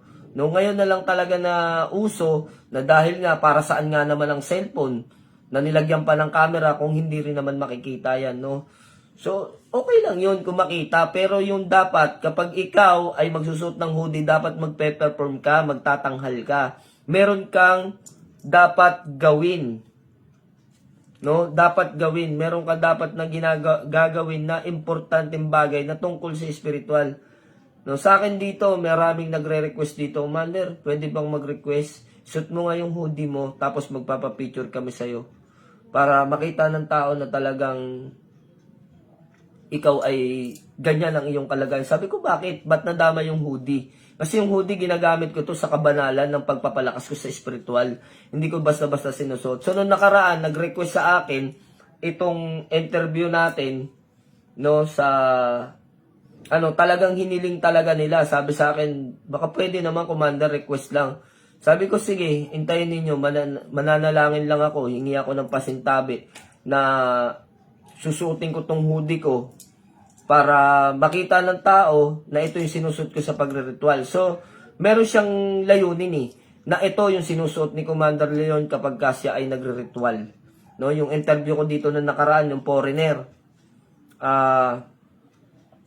Iyon, para makita ng tao na ito yung sinusuot ko kapag ako ay nagre-ritual, sa pag nagtataas ako. Kasi naikwento ko sa kanila. So, sabi nila sa akin, ano yun? Ano itsura nun? No, sabi ko, ito yung itsura nito, pinakita ko sa kanila. So, request naman, Commander, baka pwedeng isuot mo. Sabi ko, sige, magpapasintabi na lang ako. No, so, yun, pinakita sa kanilang interview sa live na ito yung sinusuot ganyan. Kasi may purpose naman Pero kung bigla-bigla na lang na meron sa yung Commander, yung nakita ko sa iyo sa ritualan mo, pwede mo yung isuot mo yun, mapapapicture lang kami. So, hindi pa pwedeng gano'n na basta-basta lang mga lods. No? So, iyon. Kasi yung sinusuot ninyo na hoodie, iyan ay simbolo ng kabanalan. Kasi yung mahaba na kasuotan, iyan ay suot-suot ng ating Panginoong Kristo. Yung mahabang suot-suot na yan. So kapag sinuot mo yan, ibig sabihin, handa kang magpakabanal. Hindi yung basta lang, suot ko to, handa ako magpasikat. Hindi po dapat ganun. Kasi may mga purpose yan, ba't mo sinusuot yan Magpe-perform ka, magtatanghal ka, magpapagaling ka, o makikipag-usap ko sa Diyos, kaya mo suot yan. Sino ba naman yung magpapapicture sa'yo? Tao yun. 'Di ba? Para makilala ka na meron kang ganito, ganyan. Hindi po yun. Ang hoodie ay napakabanal. Kahit sa Hebreo, napakabanal yan. Sana maintindihan yung sinasabi ko. No, para hindi malapastangan o hindi maging laruan yung simbolo ng pagpapalakas ng isang nasa spiritual, lalo na doon sa mga nagtatahas. No, so yun po yung ibig sabihin ng hoodie. Kaya meron silang mga uniform kapag may mga nagtatahas, yung aking mga member maging ako. Sa inyo, kung gusto niyo mag-hoodie, walang pipigil sa inyo. Basta gamitin niyo lang yan sa tama o kayo ay magpe-perform. Halimbawa, kung kayo yung manggagamot, gusto niyo naka-hoodie, okay lang yan. Walang problema. Kaya mo naman panindigan, 'di ba? Pero dapat handa rin kayo dun sa mga pwedeng mangyari na iisipin sa inyo ng ibang tao. Kapag naka-hoodie ka, dapat handa kang tanggapin na sa iisipin ng iba na hindi nakakaintindi, na nasa isip nila, kulto ka. Okay lang yun, hindi ka naman tunay na kulto Diba? Pero kung talagang kulto, kulto na talaga yun. No? Wala tayong magagawa doon. Talagang mga naka-hoodie talaga yung mga kulto. Pero dalawa nga yung sumisimbolo niyan. No, hindi lahat na nagsusuot niyan kulto. Yung iba, iyan ay namanang karunungan o nabasa nilang karunungan na ang pagsusuot niyan ay para dito, para mas lalong lumakas o magkaroon ka ng baluti sa spiritual. No? Kaya po nag-hoodie. Yun po yung ibig sabihin niyan. Hindi, ako nga may nakikita ako minsan Ewan ko kung ano trip na itong mga to. Pumunta ng Quiapo. Samantalang ako pumupunta po ako ng Quiapo, suot ko tribal. No, mga tribal na t-shirt. Tapos, ano ba tawag dito? Ito, mga Japanese, mga Japanese na kasuotan. No? Pupunta ako ganun. Pero may nakikita ako doon, minsan pupunta. Hindi ako nakikialam, yung totoo lang. Yung totoo lang ang sinasabi ko. Kasi kung minsan mga idol, magiging OA na tayo Hindi na proud ang tawag doon, OA na. Alam mo naman na pupunta ka sa napakaraming taong lugar, bakit kailangan mong ipakilalang manggagamot ka? 'Di ba? Para saan? No? Mas mainam pa nga, minsan ako kung tatanungin ninyo, pag may nagpapa-picture sa akin, nahihiya talaga ako. Pag ako nahihiya, nangangati ang ilong ko. Kapag nagkakakamot na ako sa ilong ko niyan, nahihiyang-hiya na ako niyan. Minsan sa mall, ay si Commander Leon to, magpapa-picture. Minsan naman, sa DIY, pumasok kami sa DIY, mismong mga staff sa DIY, kilalang kilala ako. Commander, lagi kami nanonood sa'yo. Ang iingay pa naman. Tas yung mga tao, nagtataka. Sabi ng mga tao, vlogger ka kuya? Sabi ko, hindi. Sabi, hindi po ako vlogger, sabi ko ganun. Ba't kilala ka nila? Wala lang. Sabi ko siguro napapanood lang nila yung ibang mga post ko. So hindi ko sinasabi kung ano. Minsan kasi pagka nakilala ka tas ang daming tao, no, nasa mall ka, may magpapapicture sa'yo. Minsan nangyari sa akin, may kwento ko lang sa inyo, yung mga loko-loko na mga tropa sa Quiapo, may shooting. Si Coco Martin sa Provinciano. Tandang-tanda ko to, last year to. Pagdating ko sa Quiapo, no, may artista na nauna sa akin doon sa tambayan. Sigawan yung mga fans, yung mga nanonood. Ay, ganyan, ganito. Pa-picture, pa-autograph. Ngayon, nung dumating ako, pagdating ko doon sa tambayan, itong mga loko-loko na mga tropa sa Batang Quiapo, nagsigawan. Lods, idol ko yan, ganunan sila. Yung mga tao nagtakbuhan pa palapit sa akin, hindi naman ako kilala. Lods, pa-picture, sabi sa akin. Akala ko naman, mga followers ko. Pinagtitripan pala ako ng mga tropa dun sa Quiapo. Kasi akala ng mga tao, kaya nagsisigawan itong mga Batang Quiapo, ng mga tropa natin, mga mag-aanting ng Quiapo, artista yung dumating. Yung mga loko-loko naman, yung mga nag-aantay ng artista doon, pumunta sa akin, nagpa-picture, ano pangalan mo kuya sa ano? Ano ang role mo sa Provinciano? Sabi ko, paano tayo napunta sa Provinciano ate? Sabi ko, nahihibang ka ba? Sabi ko, hindi naman po ako artista eh. Ba't tawag nila sa'yo idol, lods, ganun? Sabi ko, hindi, mga loko-loko yung mga yan. Sabi ko, ganun, wag niyong pansinin yan.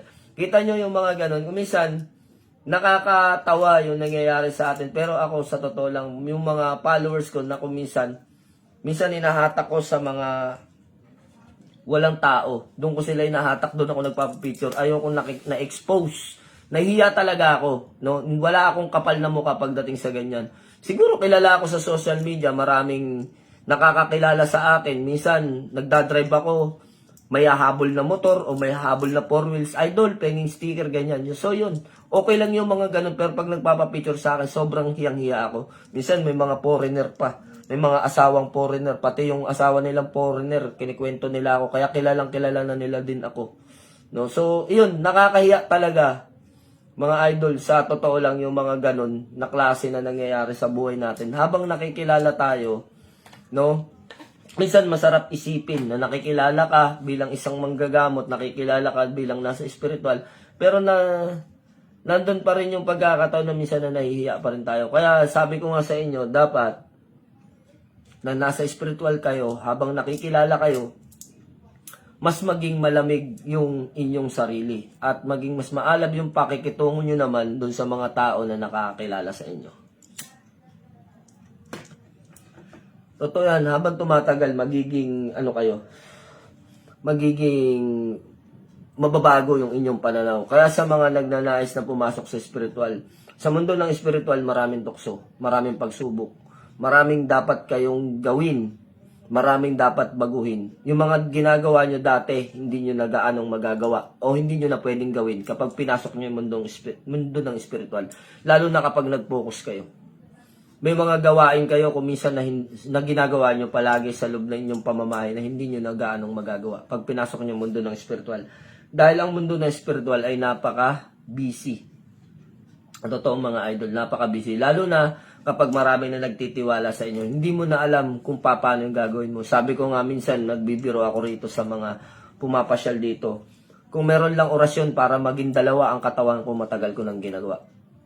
Dahil kung minsan, sobrang nakakapagod. No? Hindi ko lang matandaan yung sinabi ni Spider-Man eh. Ano ba sabi niya? The great power is great responsibility. Yun po ba yung sinabi ni Spider-Man? Parang ganun po tayo sa spiritual. No?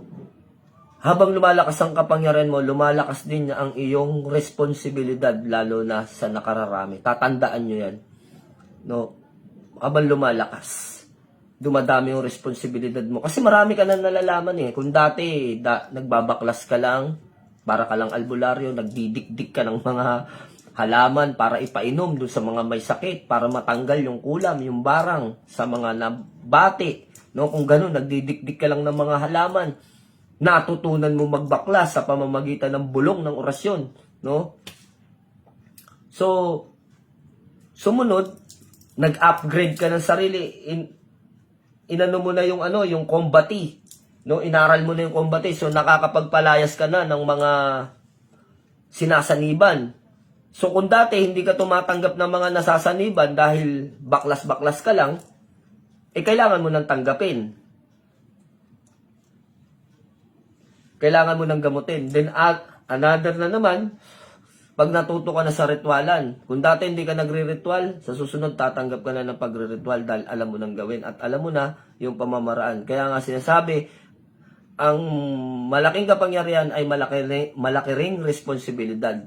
So yun po yung katotohanan nun. Habang tumatagal na nakikilala ka sa maraming larangan o estado ng pamamaraan sa spiritual, mas dumadami yung taong lumalapit sa iyo. No, mas marami yung taong nagtitiwala sa iyo, mas maraming lalapit na hihingi ng tulong sa iyo. Kaya nga po sinasabi natin sa mundo ng spiritual, napaka-busy ng spiritual. Hindi naman pwedeng tumanggi. Kahit po alas 12 o alas 4 na madaling araw pag may kumatok sa bahay mo, kapag sinasaniban yan, kailangan mong harapin. Nakapikit pa yung isang mata mo, nakikipagdigmaan ka na dun sa dilim, sa alagad ng dilim na sumanib doon sa iyong pasyente. So, ganun po yun. No? So, ganun kahirap ang mundo ng spiritual. Akala natin napakadali lang. Kasi napakadali namin sabihin. Dahil ito na po yung nature namin eh. Dito na kami nabubuhay, kasama na sa pamumuhay namin sa araw-araw. Itong pag-spiritual, kasama na namin. Kaya akala ninyo madali lang. Dahil dito kami sanay. Pero, hindi ibig sabihin na kahit nasanay na kami, alam na namin ang lahat. May hangganan pa rin ang karunungan. At ang karunungan ay kasing lawak ng buong universo. Walang katapusan. Kaya, hindi tayo dapat nagmamagaling sa ating sarili. Kasi unang-una, ang siyensya nga hindi nalibot ang buong universo eh. Yung pag-aaral pa kaya namin itatak sa aming isipan yung buong lawak ng buong universo kung ganun kalawak ang karunungan. Hindi po. May limitasyon ang manggagamot. Kaya sa lahat ng mga manggagamot, huwag ninyo silang tingalain at ituring ninyong Diyos. Kami ay mga tao na ginagamit lamang ng amang katas-taasan upang maihatid sa inyo ang kagalingan. Ano? Kung kasangkapan lang po kami. Hindi kami Diyos, hindi rin kami banal. Tao pa rin kami na nagkakasala. Ngayon, kung yung iba na sinasabi nila, sila ay banal, sila ay putian, purong putian, walang ganun. Kasi lahat po ng tao ay nagkakasala. Kaya walang purong putian. Tayo po ay balanse. Nagkakasala at nakakagawa pa rin ng mabuti. Kung nakakagawa ka man ng mabuti, nagkakasala ka. So, vice versa, baliktaran. Ano? Kaya wala pong tinatawag na banal sa mga manggagamot. Maging sa mga pare, maging sa mga pastor, walang banal dyan. Maaring nagpapaka-banal. No? Iba po yung nagbabanal-banalan sa nagpapakabanal. Ibig sabihin, pag nagpapakabanal ka, laging nasa isip mo yung kabanalan na huwag magkamali. Pero hindi pa rin po yun matatawag na purong banal. Ang totoong banal, alam nyo kung ano, yung apelyido. May kilala ako, apelyido, banal. Yun, banal yun. Kasi apelyido niya, banal. Pero sa tao, no, bagamat tao pa rin na kahit na apelyido niyan ay banal, iyan pa rin ay nagkakasala pa rin. No? So, huwag tayong maging iba ang pananaw sa mga manggagamot. Minsan pag may pumupunta dito, sobrang hirap na hirap sa kalagayan nila, lumuluhod pa. Sabi ko, huwag kang lumuhod, di ako Diyos. Tayo ka dyan. No, tutulungan kita, pero wag mong iisipin na Diyos ako kung mapapagaling kita. Ang tanging isipin mo, may Diyos na tumulong sa'yo. Pero hindi ako yun. Ang Diyos ay nasa langit, walang laman, walang boto. Kasi nga yun sinasabi sa Biblia, ang Diyos ay espiritu. Walang katawan, walang laman at walang boto. Ito ay espiritu. Yun yung paliwanag ko. Ako ay taong may katawan, may dugo, may laman. Kaya hindi ako Diyos. So, yun ang aking kapaliwanagan sa mga pumupunta rito. Kasi nagiging overthinking sila masyado. Lalo na pag nagamot mo sila. Pero yung bahagi na yun ay hindi mo sila matutulungan. Bagkos nagkakasala pa sila. Kasi sa mga manggagamot lagi nyo ipapaliwanag yan. Huwag mo akong ituring Diyos. Ang ituring mong Diyos, yung Diyos na nagpagaling sa'yo. Na Diyos na gumagabay sa akin at kumakasangkapan sa akin. Ako ay kasangkapan lamang niya. So yun, ipaliwanag nyo sa kanila para hindi sila magkasala. No, nasa inyo pa rin para ang inyong mga pasyente ay hindi magkamali ng pananaw. Maging sa mga gamit na pinalilimusan nyo sa kanila o binibigay nyo man, no?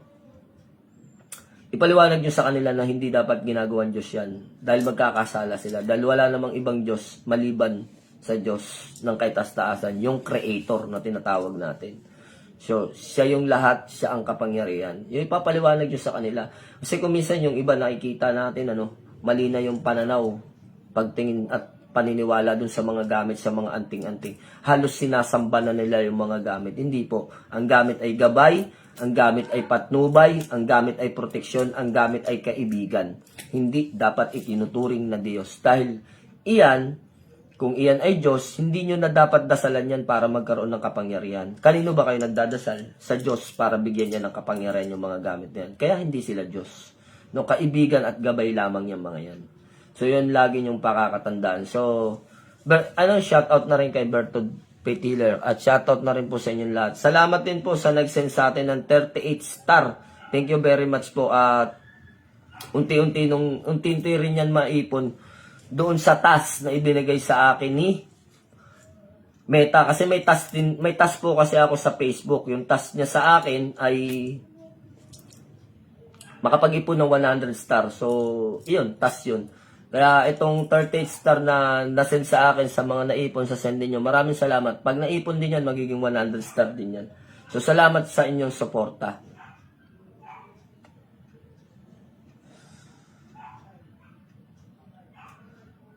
Ano daw to? Ito na naman si Kapatawaran Patawad. Si Tuagbon Marlin. May manggagamot bang takot sa agwa bendita? Hindi ko alam. Hindi ko alam, Lods, kung may manggagamot na ganyan. Kasi ba't kailangan ka matakot sa agwa bendita? Gumagawa din naman tayo ng agwa bendita eh. Nagkokonsagra din naman tayo ng mga tubig para gawing gamot na makakapagpagaling sa ating mga pasyente. Hindi, kasi ang ibig sabihin ng agwa bendita sa Tagalog, banal na tubig. O tubig na pangbindisyon. 'Di ba? O panghugas, o panglinis. No, iyan ang ibig sabihin sa Tagalog. Kung iyan ay tubig na panlinis, 'di ba gumagawa din naman tayo niyan? Latin version kasi, Spanish Latin, no? Version, yung salitang agua bendita. Ibig sabihin, tubig na panglinis o pangbindisyon, no? Kaya tinawag na agua bendita. So, iniinom pa daw niya. Okay lang naman inumin yan, wala naman problema, pero sana sa malinis na tubig kinuha ni Father. Paano ko yung tubig sa bowl? Hindi, joke lang. So, kung malinis din naman siguro yan, hindi naman gagawing agwa bendita yan kung ano. Pero tayo na mga manggagamot, gumagawa din tayo niyan. Kaya lang, iba lang yung termino na gamit natin. Sa atin, konsagradong tubig. Sa mga pare, agwa bendita. Kasi Spanish Latin ang gamit nila eh. Diba? So, sa atin gumagamit tayo ng Latin, pero ang ginagamit natin bihira yung Spanish Latin eh. Karaniwan ang ginagamit natin Hebreo Latin, Greek Latin, Aramaic Latin. So yung ginagamit natin. Pero wala pa rin pagkakaiba yan. Kasi iyan ay tubig na dinasalan ng pari. Tao yun, no? Taong lingkod ng Diyos. Tayo naman, kinonsagrahan natin yung tubig, dinasalan natin yung tubig. Tao rin tayo, nalingkod pa rin ng Diyos. Ibang pamamaraan, tayo ay manggagamot ng Diyos. Sila naman ay, ang tawag sa mga pari kasi, mga gabay na ano yan eh, mga gabay na mensahero. Kumbaga, mga messenger din yan, mga yan, yung mga pari. Kasi nagbibigay sila ng mensahe ng kaligtasan. Yun yung kanilang kapamamaraanan, kaya sila pari. At may mga pari din naman ng manggagamot, exorcism, di ba? So, kapareho din natin sila na Kaya lang, may mga ibang terms o termino na ginagamit tayo, yung ating katawagan. So sa kanila, tawag nila agua bendita, sa atin naman tawag natin konsagradong tubig. Yun ang tawag natin sa atin. No? Pero pareho yan na din tubig na dinasalan. Pareho yan. Kaya iyan ay matatawag natin na banal na tubig dahil iyan ay inilapit natin upang basbasan ng Ama upang gumawa ng himala yung mga tubig na yan. So, kung itinatanong mo, meron bang manggagamot na takot sa agua bendita? Hindi siguro manggagamot yun kapag natakot ka sa agua bendita kasi banal na tubig yun, di ba? O pambindisyon. Kung takot ka dun, baka may something dun sa manggagamot na sinasabi mo. No, baka kaliwa yung gamit nun o ano man, meron siguro. Pero hindi pa ako nakakakita. No, so hindi pa ako nakakita, hindi pa ako naka-encounter na manggagamot na takot sa agua bendita.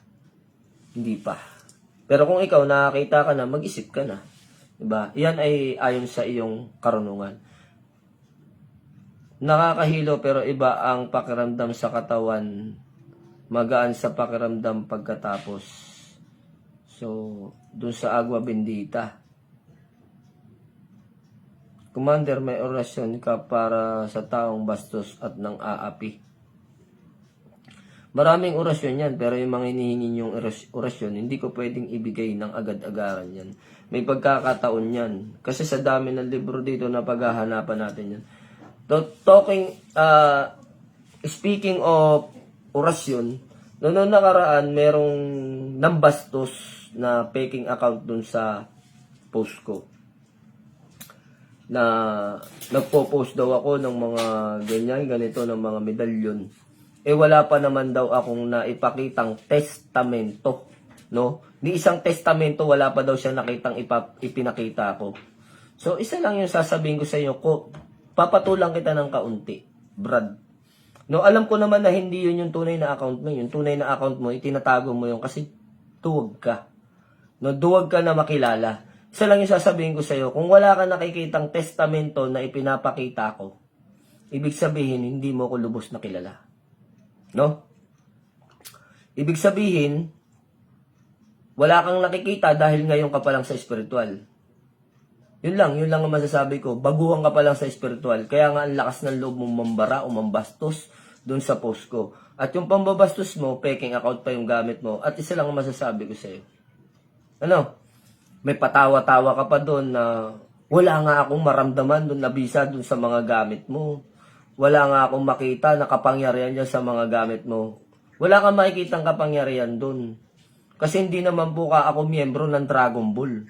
Siguro kung doon nakikita mong kapangyarihan doon sa mga pinapanood mo na cartoons na yung kapangyarihan, nagliliwanag yung mga medalyon, yung hinahanap mo, basehan mo sa kapangyarihan ng isang medalyon, hindi po ako anime. Spiritual po ako. No, kung ikaw ay nagbago pa lang sa spiritual at takot kang ipangalandakan yung sarili at hindi mo kayang humarap dun sa taong inaaway mo o binabastos mo at ang kaya mo lang gawin ay magtago dun sa kaanyuan na hindi mo kayang harapin kasi duwag ang tawag dyan sa mga gumagamit ng fake account. No, sa mga gumagamit ng fake account na nambabastos dun sa post ng mga post, hindi man sa akin. Alam nyo mga idol, yung mga ganyan tao, duwag yan. Ang tawag dyan ay mga taong walang bayag. Kasi kung talagang totoong tao yan, kaya niyan. Na kahit tunay nilang account, kaya niyang sabihin sa'yo ng diretsa niyan. Hindi Takot sila na mabalikan mo sila o takot silang mapahiya.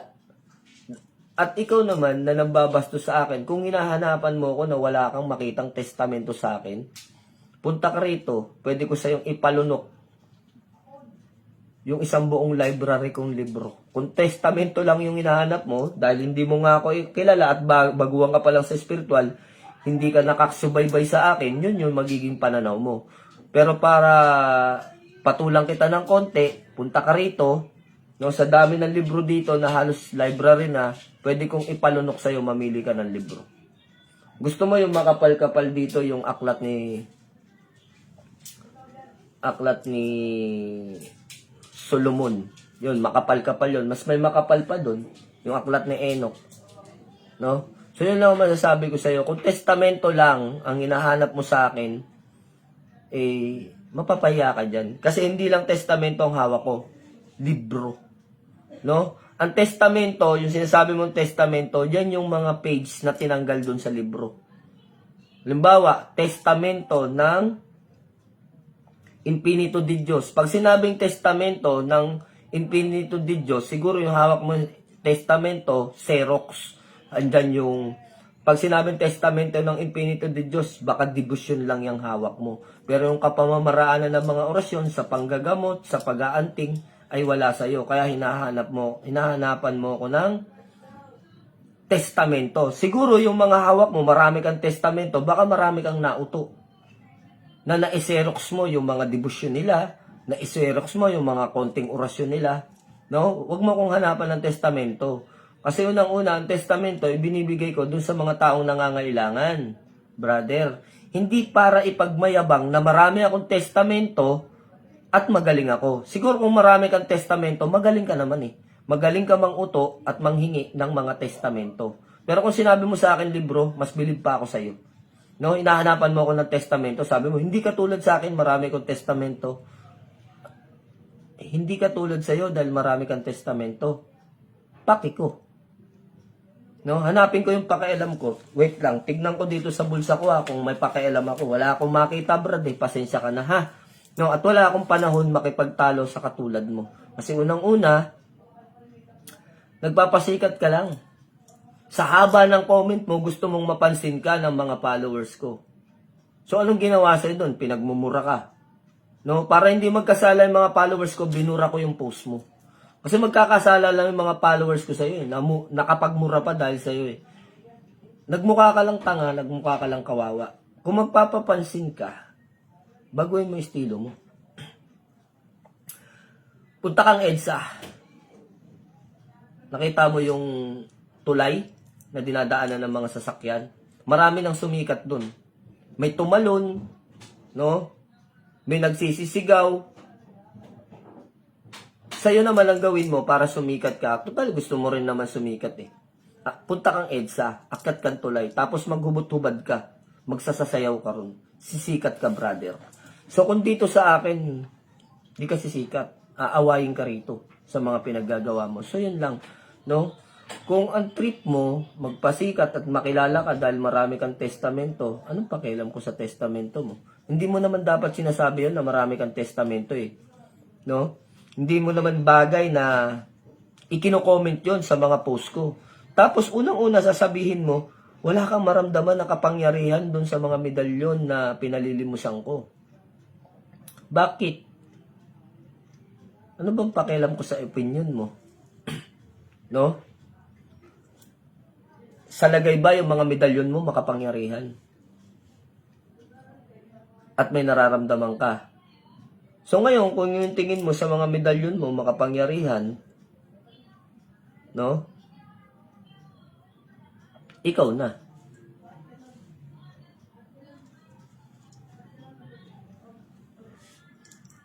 May kamote na naman. Mapagpalang gabi, Idol Commander Leon. Wala naman kamote na ano ngayon dito. So yun lang yung nag-comment dun sa post ko nung nakaraan.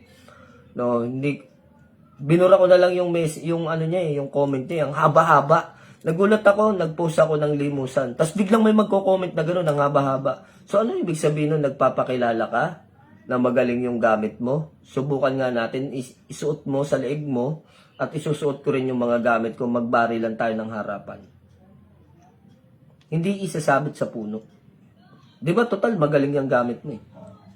'Di ba? So ganun lang 'yun. Hindi mo na kailangan na makipagtalo, makipag-away sa akin o ipangalandakan. Wala namang bisa yung gamit mo eh. Kasi wala akong nakikitang ni isang testamento, wala akong nakikita sa post mo. Siguro kailangan mo ng testamento. Kung kailangan mo ng testamento, ang maganda pa sana kinaibigan mo ko, ano bang testamento ang kailangan mo? Para magpapansin ka sa mga post ko. Baka binigyan pa kita. Ano? So kung yan ang trip mo, hindi na mababago yan. Attitude mo na yan eh. Sabi nga natin, hindi pa nagiging bihasa, no? Ika nga ng mga Batanggenyo, hindi pa yumayaman, nauna na ang yabang. So siguro ganong klaseng tao ka, kaya yan yung trip mo. Ang haba-haba pa, ang haba talaga ng mga pinagsasabi niya. Hindi naman tinatanong. Kawawa yung mga taong ganito na mga may problema at kapansanan sa kanilang pag-iisip. Ano? Sari-saring pakulo, sari-saring diskarte para makilala. Paano ka makikilala? Fake account yung gamit mo. Kung gusto mo makilala, yung tunay mong account ang gamitin mo. Tsaka ka mang-usig. Sino na naman yan, Commander? Another coops ba? Hindi naman, Hindi naman. May nagtitrip lang dun sa post ko, dun sa limusan na promo, nung nakaraan. Siguro galit na galit at inggit na inggit to, hindi nabibili yung gamit mo. Gawin mo, lumunok ka ng itak. Tapos yung itak, patagusin mo sa puwit mo, ipakita mo sa tao. Sabi mo, yun yung kapangyarihan ng medalyon mo. Maraming bibili sa'yo. Mangunguha lang yun ng testamento, sabi ni Moises. Baka nga, gusto niya siguro na, ano sabi mo, wala akong testamento. Ito, ipopost ko ngayon. Ayan, magsawa ka. Yun lang siguro gusto nito. Sa haba-haba ng sinabi.